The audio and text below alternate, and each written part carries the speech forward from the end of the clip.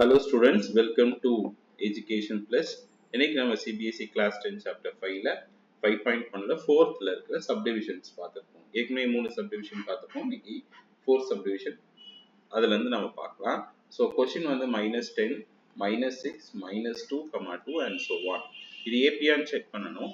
APN check பண்ணனும்னா D first difference கண்டுபிடிக்கலாம். -6 minus of -10. So -6 plus 10 is equal to 4. So அடுத்த difference கண்டுபிடிக்கலாம். That is -2 minus of -6. So -2 plus 6 that is also 4. அப்போ ரெண்டு differenceம் சேமா இருக்கிறதுனால இது கண்டிப்பா என்னவா இருக்கு? AP இருக்கு. So அடுத்த term கண்டுபிடிக்கணும்னா இது கூட difference add பண்ணணும். அப்போ என்னலாம் வரும்? -10, -6, -2, 2 already இருக்கு. இது கூட +4 add பண்ணா it is 6. அது கூட +4 add பண்ணா 10. அடுத்தது 10 add +4 add பண்ணா 14. இதுதான் next 3 terms. ஓகே, அடுத்து 5th sum பார்க்கலாம்.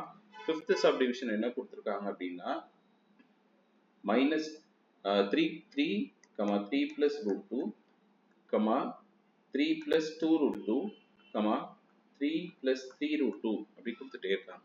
ஓகே, இதுல பார்த்தோன்னே தெரியுது எல்லாருக்கும் என்ன ஆட் ஆகிட்டே இருக்கு பாருங்க.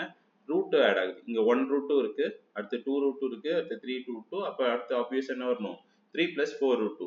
ஸோ நீங்கள் ப்ராக்டிஸ் பண்ணும்போதே உங்களுக்கு தெரிஞ்சிடும், ரைட்டா? ஸோ உங்களுக்கு அதோட டி என்ன வரும் அப்படின்றது. ஸோ அதை ஆனால் நம்ம வந்து என்ன பண்ணணும், அதில் எக்ஸாமில் எழுதணும்.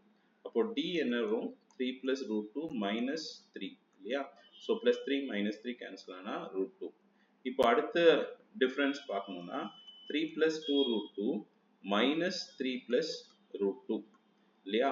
ஸோ ரெண்டுத்தோட டிஃப்ரென்ஸ் பார்த்தா 3 plus 2 root 2 minus 3 minus root 2. So +3 -3 cancel. 2 root 2ல ஒரு root 2 போயிடுச்சுன்னா ஒரு root 2. So difference same. அப்போ என்ன ஆகும்? நெக்ஸ்ட்ல என்ன டிஃபரன்ஸ் ஆட் ஆகும்? +root 2 ஆட் ஆகிட்டே இருக்கு. அப்போ அடுத்தடுத்துல என்ன வரும்? The next 3 terms என்னவா இருக்கும்? 3 plus 4 root 2 இருக்கும், 3 plus 5 root 2 இருக்கும், 3 plus 6 root 2 and so on. Okay. அடுத்து 6th question கொடுத்திருக்காங்க. 6th question என்ன கொடுத்திருக்காங்க அப்படின்னா 0.2.